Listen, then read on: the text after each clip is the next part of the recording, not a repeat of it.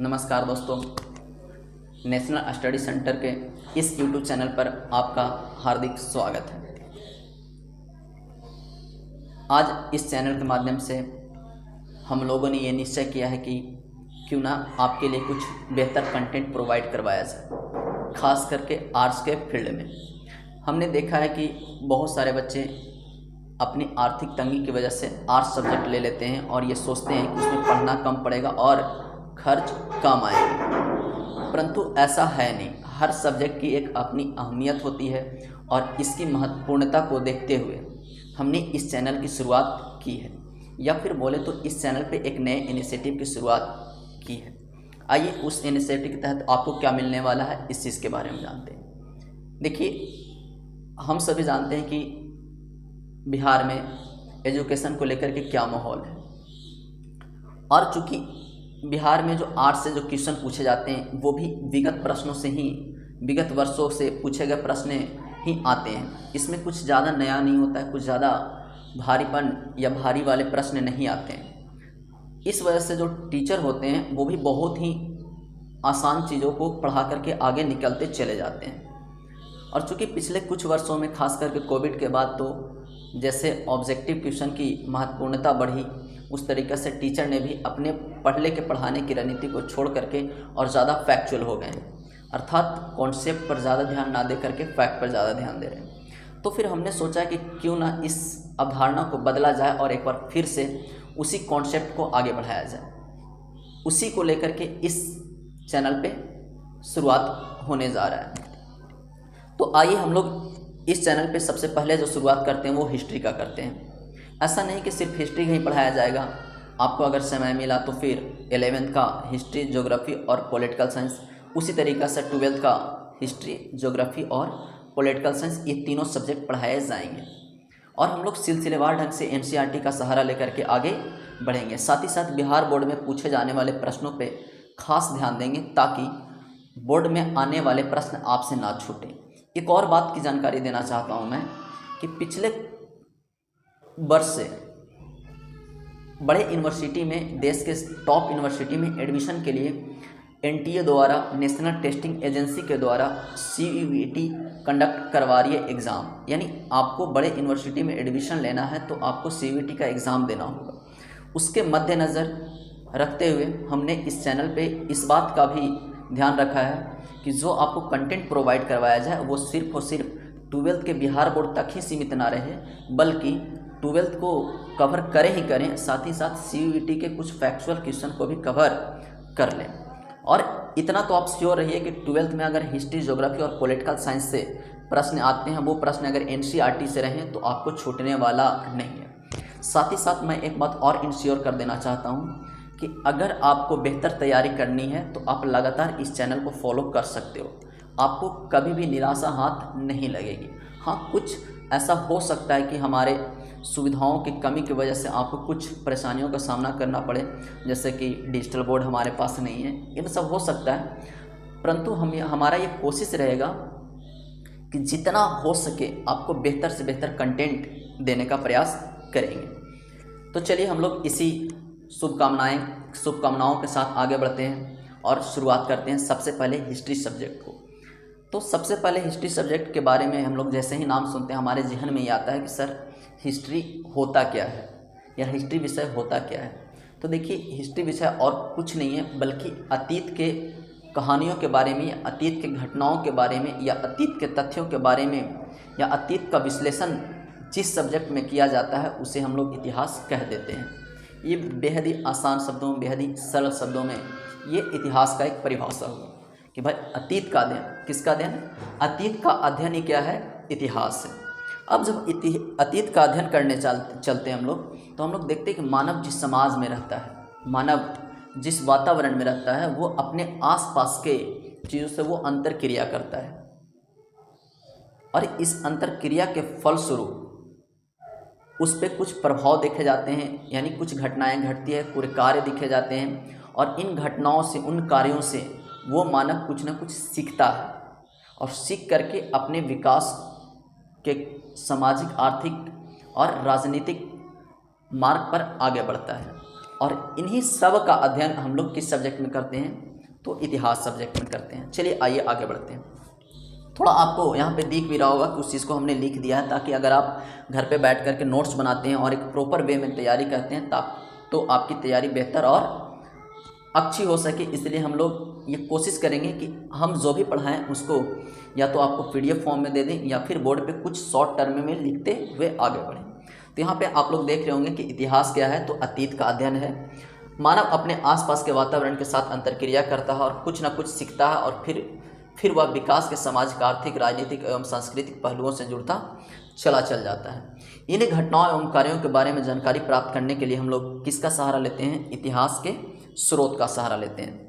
जैसे अभी आपको बताया कि इतिहास जब हम लोग पढ़ते हैं तो इतिहास पढ़ते हैं तो बहुत सारी घटनाओं का संकलन होता है, बहुत सारी घटनाओं का विश्लेषण होता है। तो अब प्रश्न आता है कि जब इतिहास लिखा जा रहा होगा तो लिखने के आधार क्या रहे होंगे? इतिहास के आप लोग मोटी मोटी पुस्तकें देखे होंगे, तो आखिर वो इतिहास कैसे लिखा जाता है?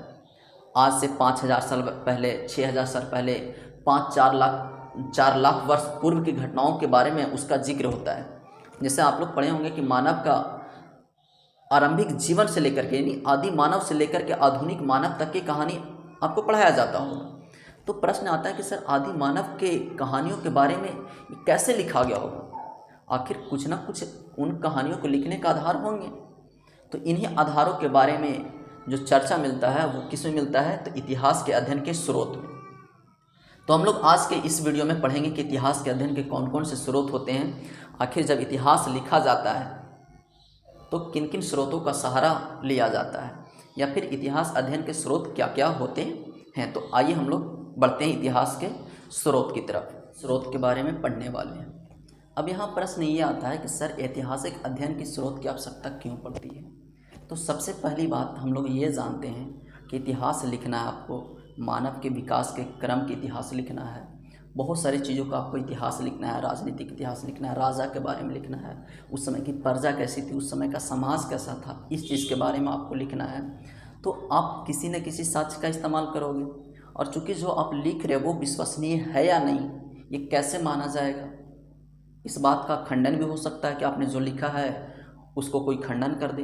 तो ये जो खंडन और जो इतिहास लिखे जाते हैं वो किसके आधार पर लिखे जाते हैं? तो इतिहास अध्ययन के जो स्रोत होते हैं उन्हीं के आधार पर ये लिखे जाते हैं। तो इतिहास अध्ययन के स्रोत को मोटा मोटी हम लोग 3 भागों में बांटते हैं। कितने भागों में?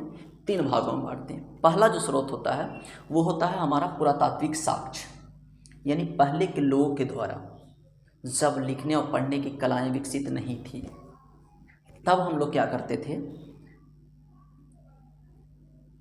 जब पढ़ने और लिखने की कलाएं विकसित नहीं थी तब के इतिहास के बारे में जानने के लिए हम लोग पुरातात्विक साक्ष्यों का सहारा लेते हैं। जैसे आपने कभी भी अगर हड़प्पा सभ्यता के बारे में अगर सुना होगा तो आप ये सुनेंगे कि हड़प्पा सभ्यता की लिपि आज तक पढ़ी नहीं जा सकी। उनकी लिपि थी, लेकिन उस लिपि के बारे में हम लोग कुछ जान और समझ नहीं पाए हैं। कुल मिलाकर के मैं ये कहना चाहता हूँ कि हड़प्पा सभ्यता के बारे में जितनी भी जानकारी हम लोगों को प्राप्त हुआ है वो सारे जानकारी किससे प्राप्त हुआ है? तो पुरातात्विक साक्ष्यों से प्राप्त हुआ। यानी हमने किसी जगह पे प्रॉपर खुदाई की है और खुदाई करने के बाद वहाँ से जो जो सामग्रियाँ प्राप्त हुई, जो जो उपकरण प्राप्त हुए, जो जो चीज़ें प्राप्त हुई, उन्हीं चीज़ों का आकलन करके, उन्हीं चीज़ों पे एक अनुमान लगा करके हम लोगों ने इतिहास को लिखा है। जैसे वहाँ पे स्नानागार मिले, क्या मिला? वहाँ पे स्नानागार मिला, तो हम लोगों ने ये अनुमान लगाया कि उस स्नानागार का महत्व क्या होता होगा, उस स्नानागार को बनाया क्यों गया होगा। फिर हम लोग जब और भी खुदाई किए हड़प्पा सभ्यता के विभिन्न स्थलों पे, तो हम लोग को खास करके मोहनजोदड़ो में एक नया पैटर्न देखने को मिला, जो उतने पुराने समय में अपने आप को उस चीज़ को देखना आश्चर्यचकित करता है। वो क्या था? वो था ग्रिड प्रणाली, यानी वहाँ की सड़कें एक दूसरे को 90 डिग्री पे काटते थे और बहुत ही वेल मैनेज थे। जगह जगह पर कचड़े को रखने के लिए गड्ढे बनाए गए थे। सड़कें बेशक कच्ची रही हो परंतु एकदम साफ़ सुथरी रहती थी। नालियाँ आज की नालियाँ भले ही बेतरतीब दिखे आपको, लेकिन उस समय की नालियाँ, खास करके मोहनजोदड़ो शहर की नालियाँ एकदम वेल मैनेज होती थी। उनको ईंटों से जोड़ करके बनाया जाता था और नालियों को प्रॉपर ढकने की व्यवस्था थी। मतलब कुल मिलाकर के हम लोग जब हड़प्पा सभ्यता को पढ़ते हैं तो उस सभ्यता के बारे में हम लोगों के पास तो कुछ लिखा पढ़ा नहीं है। उस समय के लोग जो लिखते पढ़ते होंगे शायद वो उन्हीं के साथ चला गया होगा, ये भी हो सकता है। लेकिन हम लोग इतना जानते हैं कि उस समय के लोग जिस भाषा को लिखा, जिस लिपि का प्रयोग किया, उस लिपि को आज तक हम लोग पढ़ पाने में सक्षम नहीं हुए। और जब सक्षम नहीं हुए तब फिर हड़प्पा सभ्यता के बारे में इतनी मोटी मोटी किताब, इतना नया नया विचार कहाँ से आया? ये प्रश्न आपके जहन में आता ही होगा। तो ये प्रश्न, ये जो कॉन्सेप्ट या ये जो धारणा है हड़प्पा सभ्यता के बारे में और ये जो जानकारियाँ हैं हड़प्पा सभ्यता के बारे में, वो आया है पुरातात्विक साक्ष्यों से सहारा ले करके। पुरातात्विक साक्ष्य में क्या क्या मिलते हैं आपको? तो पुरातात्विक साक्ष्य में उस समय के लोगों के द्वारा यूज़ किए गए कुछ उपकरण, उस समय के लोगों के द्वारा इस्तेमाल में लाए गए बर्तन जिस पे कुछ कलाकृतियाँ उकेरी गई थी, उस समय के लोगों के द्वारा उपयोग में लाए गए भवन, स्मारक, उस समय के लोगों के द्वारा बनाए गए पेंटिंग्स, उस समय के जो लोग मनके वगैरह इस्तेमाल करते होंगे, सिक्के, उस समय के मुहर। जैसे मुहरों को पे देखिएगा तो मुहरों पे कुछ खास तरह के आकृति बना हुआ होता था, किसी जानवर का आकृति बना हुआ था। तो इससे हम लोग ये अंदाज़ा लगाते हैं कि कहीं ना कहीं हड़प्पा सभ्यता के वासी उस समय इस तरह के जानवरों को या तो पालतू बनाते होंगे या फिर उस तरह के जानवरों के संपर्क में रहे होंगे। इस तरह के बातों की जानकारी मिलता है। जैसे हड़प्पा सभ्यता में सावधान की प्रथा विकसित थी, वहाँ के लाशों को दफनाने के लिए अलग अलग तरह के व्यवस्था था, जिसमें कहीं पे देखने को ये मिलेगा कि लाश को डायरेक्ट रूप से दफना दिया जा रहा है, कहीं पे लाश को जला करके उसके जो अवशेष हैं उसको दफनाया जा रहा है। इस तरह की चीज़ें आप लोगों को देखने को मिलेगा। जैसे जैसे हम लोग आगे बढ़ेंगे इस चीज़ पे बात करेंगे। खैर, अभी जो आते हैं वो ये आते हैं कि पुरातात्विक जो साक्ष्य है, कौन सा? जो पुरातात्विक साक्ष्य है वो इतिहास के सबसे प्रामाणिक स्रोत माने जाते हैं। अर्थात अगर किसी भी चीज़ को लिखना हो, किसी प्राचीन चीज़ के बारे में आपको विशेष जानकारी प्रदान करना हो, तो आप पुरातात्विक साक्ष्यों का सहारा ले सकते हैं और इसका विश्लेषण करके आप जो लिखोगे वो ज़्यादा प्रामाणिक माना जाएगा। परंतु ऐसा नहीं है कि सिर्फ और सिर्फ पुरातात्विक साक्ष्य हमारे पास मौजूद होते हैं, हमारे पास पर्याप्त मात्रा में साहित्यिक स्रोत भी मौजूद हैं। ये साहित्यिक स्रोत तब इस्तेमाल में आता है जब लोग लिखना और पढ़ना जानते हों, लिखना पढ़ना जानते हों। अगर लिखने पढ़ने वाले काल में अगर हम आते हैं तो ये ऋग्वैदिक काल में देखिएगा। किस काल में? ऋग्वैदिक काल में बहुत सारे ग्रंथ लिखे गए आपके पास। ऋग्वैदिक और उत्तर वैदिक काल में, ऋग्वैदिक और उत्तर वैदिक काल में, ऋग्वैदिक में ऋग्वेद लिखा गया, ऋग्वैदिक काल में कौन सा वेद? ऋग्वेद लिखा गया। जबकि उत्तर वैदिक काल में 3 अन्य वेदों की रचना की गई, साथ ही साथ अन्य ब्राह्मण ग्रंथों की रचना किया गया। अरण्यक, ऐत्रेय, ये सब ब्राह्मण, कौस्तुकी ब्राह्मण, इन सब ब्राह्मणों की रचना किस काल में किया गया? तो उत्तर वैदिक काल में किया गया। तो जब हम इन साहित्यिक ग्रंथों को पढ़ते हैं तो उस समय के राजनीतिक, आर्थिक और सामाजिक चीज़ों के बारे में जानकारी मिलता है कि उस समय का समाज कैसा था। जैसे ऋग्वेद में पढ़ते हैं तो ऋग्वेद से हमें ये जानकारी मिलता है कि उस समय के महिलाओं की स्थिति क्या थी, उस समय का समाज कैसे था। तो हम लोग पढ़ते हैं ऋग्वैदिक काल में कि उस समय का समाज भी 4 वर्णों में बटा हुआ था, लेकिन जो वर्ण का आधार था वो जन्म नहीं था बल्कि कर्म था। यानी आप जैसे कर्म करते हो, जिस तरह के कर्म करते हो, उस तरह के वर्ण में आपको रखा जाता था। लेकिन हम लोग फिर आगे पढ़ते हैं उत्तर वैदिक काल, तो हम लोग ये पढ़ते हैं कि उत्तर वैदिक काल के आते आते जो वर्णा व्यवस्था था वह कर्म आधारित ना होकर के जन्म आधारित हो गया। अर्थात सामाजिक व्यवस्थाएं और भी क्या हो गई? कठोर हो गई। उत्तर वैदिक काल में कई ऐसे ग्रंथ लिखे गए जिसमें स्त्रियों के जन्म को हतोत्साहित किया गया। अर्थात उत्तर वैदिक काल के आते आते स्त्रियों की स्थिति में गिरावट आती चली गई। ऋग्वैदिक काल में स्त्री और पुरुष दोनों यज्ञ में भाग ले सकते थे, लेकिन उत्तर वैदिक काल में स्त्रियों को यज्ञ में भाग लेने से मनाही कर दिया गया। अर्थात स्त्रियां यज्ञ में भाग नहीं ले सकती थी। बहुत सारे जो धार्मिक अनुष्ठान होते थे उसमें सिर्फ और सिर्फ पुरुष भागीदारी करते थे, स्त्रियों को उसमें भाग लेने का अधिकार नहीं प्राप्त था। तो कुल मिलाकर के उस समय के सामाजिक, आर्थिक और राजनीतिक व्यवस्था को हम लोग जानेंगे किसमें, साहित्यिक स्रोत के माध्यम से। फिर आता है किस और इतिहास को जानने के आपके पास क्या विकल्प हैं। तो और इतिहास को अगर जानना है तो आप विदेशी यात्रियों के विवरण का भी सहारा ले सकते हो। अब विदेशी यात्रियों का विवरण में कौन कौन से विदेशी यात्री भारत में आए, तो अल-बरूनी, मेगास्थनीज, वेनसंग, फाहियान और इब्न बतूता जैसे अनेकों विदेशी यात्री भारत आए। और जब वे विदेशी यात्री भारत आते हैं तो भारत के सामाजिक परिदृश्य को, राजनीतिक घटनाओं को वो विस्तृत रूप से अपने यात्रा वृत्तांत में विवरण कर देते हैं। और उन्हीं विवरणों को पढ़ करके हम लोग ये अनुमान लगाते हैं, हम लोग ये जान पाते हैं कि भाई उस समय का समाज ऐसा रहा होगा, उस समय की राजनीतिक व्यवस्था ऐसी रही होगी, उस समय का आर्थिक व्यवस्था ऐसा रहा होगा। लेकिन प्रश्न ये आता है कि सर इसकी प्रामाणिकता कितनी है, इस बात का पता कैसे चले। जैसे कोई साहित्यिक ग्रंथ में लिखा हुआ कुछ है, जैसे एक ग्रंथ पढ़िएगा बौद्ध ग्रंथ, उससे ये पता चलता है कि अशोक के पास लगभग 84,000 अशोक ने लगभग 84,000 स्तूप बनवाए थे। लेकिन जब हम लोग पुरातात्विक साक्ष्यों पर गौर करते हैं और खुदाई करना शुरू करते हैं तो हम लोग को 8-10 ही जो स्तूप है वो मिल पाता है। तो कहीं ना कहीं एक चीज़ ये पता चलता है कि ऐसा हो सकता है कि साहित्यिक चीज़ों में जो लिखा हो, साहित्यिक ग्रंथों में जो लिखा हो वो अतिशयोक्ति हो, यानी बढ़ा चढ़ा करके मनगढ़ंत तरीके से लिखा गया हो। ऐसा मतलब इस बात में कोई सच्चाई ना हो, ऐसा हो सकता है। तो उसकी जांच करने के लिए हम लोग उसका मिलान कहाँ से करते हैं, तो पुरातात्विक साक्ष्यों से करते हैं। यानी जो साहित्य में बात लिखा गया है उस बात की पुष्टि हम लोग पुरातात्विक साक्ष्यों से करते हैं। अगर पुरातात्विक साक्ष्य और साहित्यिक वर्णन दोनों साम्य हैं, यानी दोनों मेल खाते हैं, तब हम ये मानते हैं कि जो वर्णन किया गया है साहित्यिक स्रोतों में वो सही है, अन्यथा उस पर कुछ प्रश्न चिन्ह खड़े किए जाते हैं। अब प्रश्न दूसरा आता है कि सर पुरातात्विक साक्ष्य या फिर साहित्यिक स्रोत, फिर विदेशी यात्रियों का विवरण जान करके हम लोग और क्या कर सकते हैं। चलिए, आपने तो बताया कि हम उस समय के सामाजिक, आर्थिक, राजनीतिक परिदृश्य के बारे में जान सकते हैं, और क्या हमको फ़ायदा मिल सकता है। तो और ये फ़ायदा मिल सकता है कि अगर किसी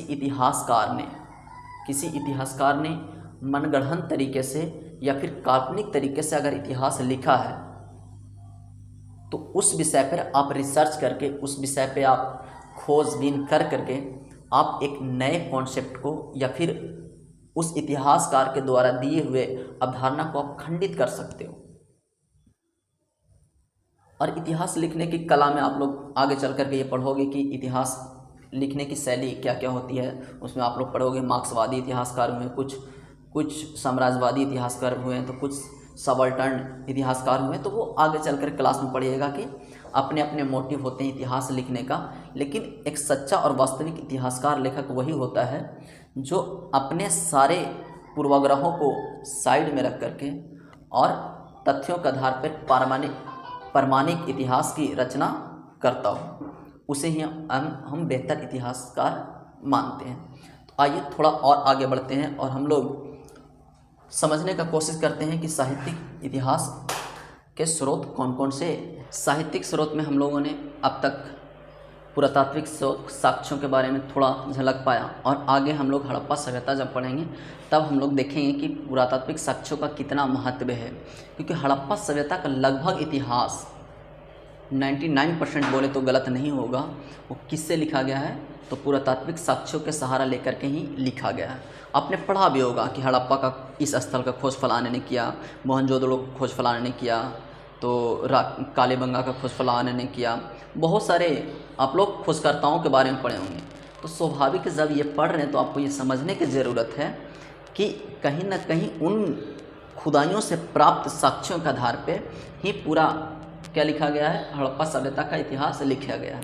आप लोग ये भी पढ़ते हो कि मूर्तियाँ यहाँ से मिली, बैंगल्स मतलब चूड़ी यहाँ से मिला, ये नर्तकी का मूर्ति यहाँ से मिला, दाढ़ी वाला पुरुष यहाँ से मिला, ये पशुपतिनाथ का मूर्ति यहाँ से मिला। उन्हीं मूर्तियों के आधार पर ही तो लिखा गया है इतिहास, उन्हीं खुदाई से प्राप्त जो वस्तुएं हैं उन्हीं के विश्लेषण के आधार पर लिखा गया है भारतीय या फिर बोले तो हड़प्पा सभ्यता का प्राचीन इतिहास।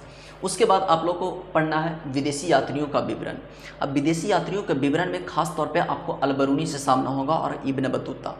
एक चैप्टर है 12th में यात्रियों के नज़रिए से, वहाँ पे आप ये दृष्टिकोण डेवलप कर पाओगे जब पढ़ोगे तो कि भाई हाँ, इन जो विदेशी यात्री आए हैं इनके यात्रा वृत्तांत को पढ़ करके उस समय के समाज में कैसी व्यवस्थाएं रही थी, राजनीतिक व्यवस्था में क्या उथल पुथल चल रहा था, अर्थव्यवस्था कैसे आगे बढ़ रहा था, इन सब चीज़ों के बारे में आपको प्रॉपर जानकारी मिलेगा।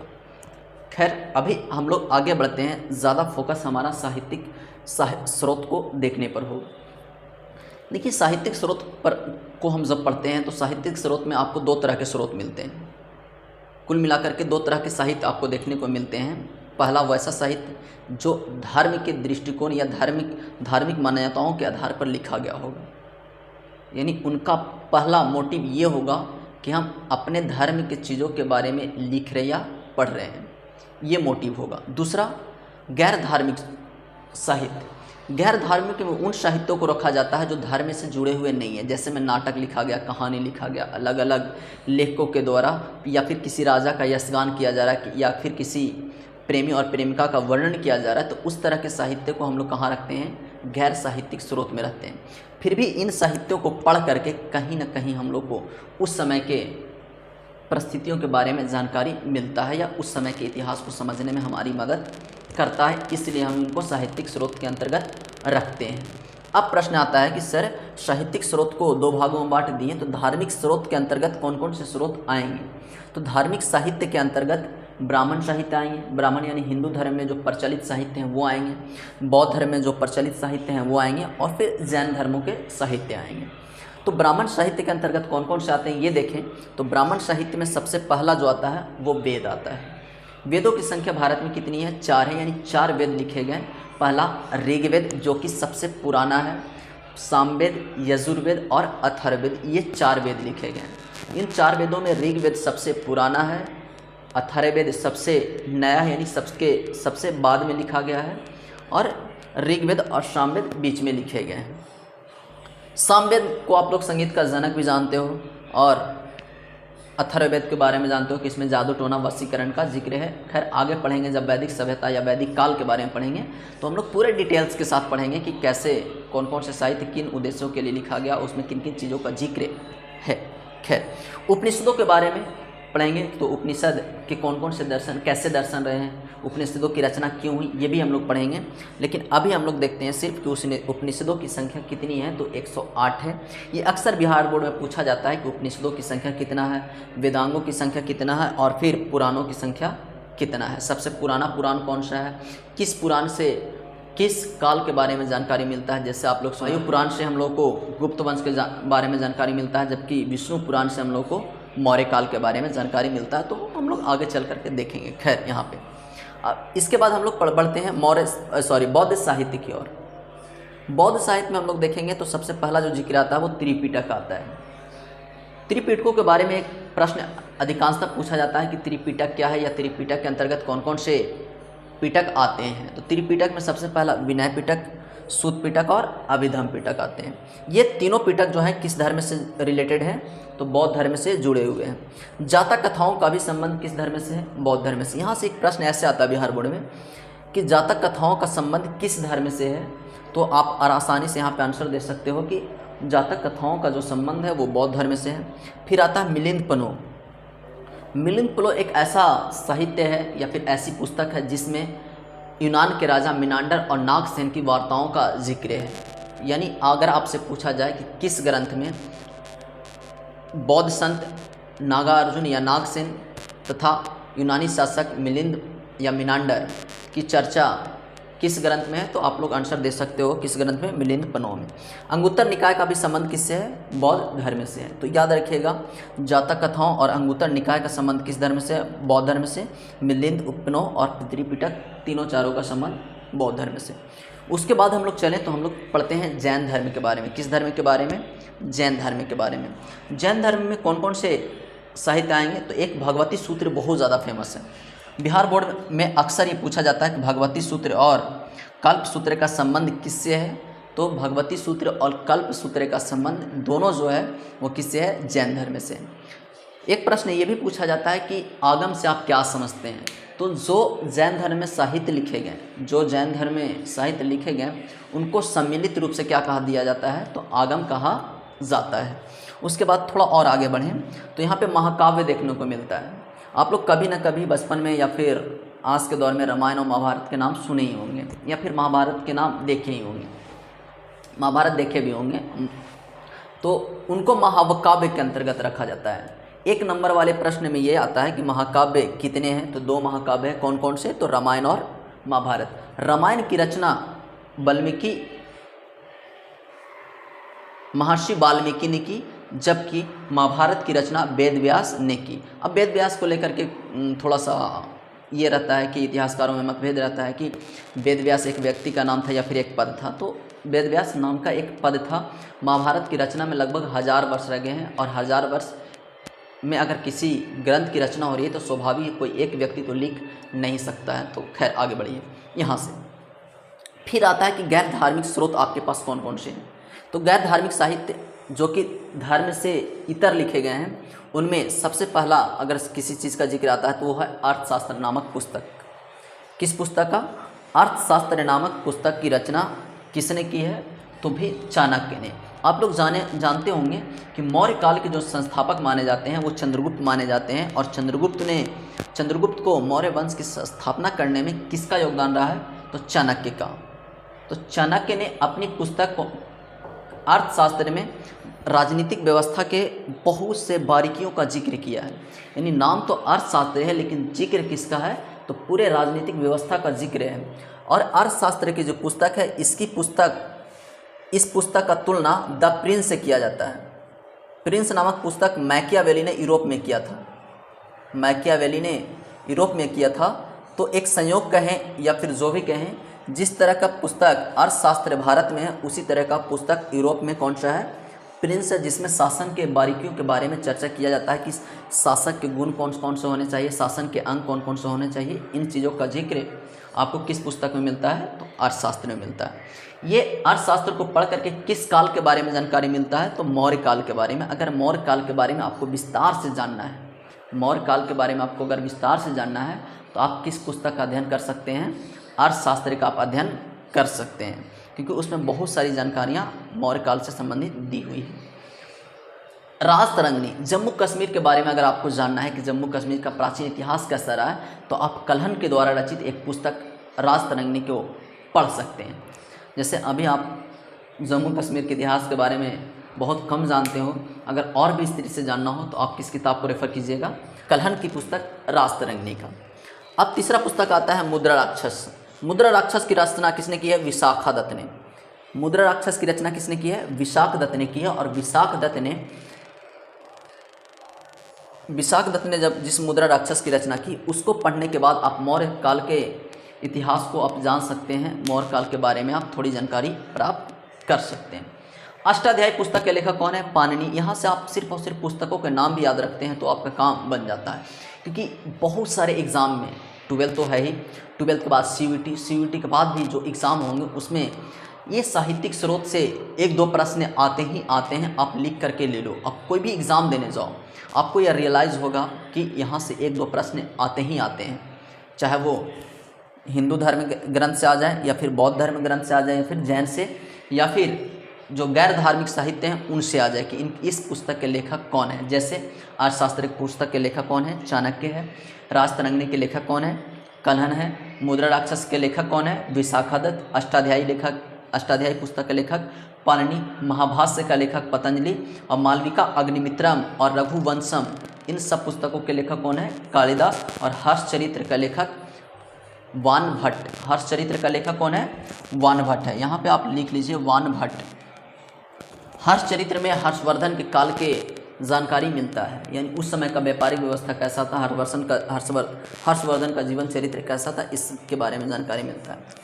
फिर बुद्ध चरितम के लेखक कौन है, अश्वघोष। पृथ्वीराज रासो का चंद्रवरदाई इसके क्या है, लेखक है। जो पृथ्वीराज रासो है वो पृथ्वीराज चौहान के इतिहास के बारे में जानकारी देता है। तो कुल मिलाकर के इस वीडियो के माध्यम से हम लोग अब तक यहाँ तक पहुँचे कि इतिहास अध्ययन की स्रोत कौन कौन से हैं, इस इतिहास का अध्ययन के स्रोत के महत्व क्या है, ये चीज़ें हम लोग देखें। कुल मिलाकर के अब तक के वीडियो में हम लोग ये समझा कि इतिहास किसे कहते हैं, इतिहास की परंपरा में या इतिहास लेखन की परंपरा में ऐतिहासिक जो स्रोत हैं उनकी भूमिका क्या रही, ये हम लोग समझ चुके हैं, जिसमें धार्मिक और गैर धार्मिक स्रोतों के पर विस्तृत रूप से चर्चा के वीडियो के माध्यम से अब तक हमने इतिहास के इंट्रोडक्शन जान लिया है। इसके आगे के वीडियो में अब हम लोग पढ़ेंगे हड़प्पा सभ्यता के बारे में। किस सभ्यता के बारे में? हड़प्पा सभ्यता के बारे में। तो आप लोग जितना भी लिखाया गया बोर्ड पे उन सबको क्या कर लेंगे, आराम से कॉपी पर लिख लेंगे, और अगले वीडियो जब आएगी उसमें हम लोग पढ़ेंगे हड़प्पा सभ्यता के बारे में। चैप्टर नंबर पहला कौन सा पढ़ेंगे? हड़प्पा सभ्यता। हड़प्पा सभ्यता के बारे में देखेंगे कि हड़प्पा सभ्यता का नाम हड़प्पा सभ्यता ही क्यों पड़ा, यहाँ के प्रमुख नगर कौन थी, इनकी विशेषताएँ इनकी विशेषताएँ क्या थी, और ये पतन क्यों हो गया। तो इन चीज़ों के बारे में हम लोग पढ़ेंगे नेक्स्ट वीडियो में। तब तक बने रहिए हमारे साथ। धन्यवाद।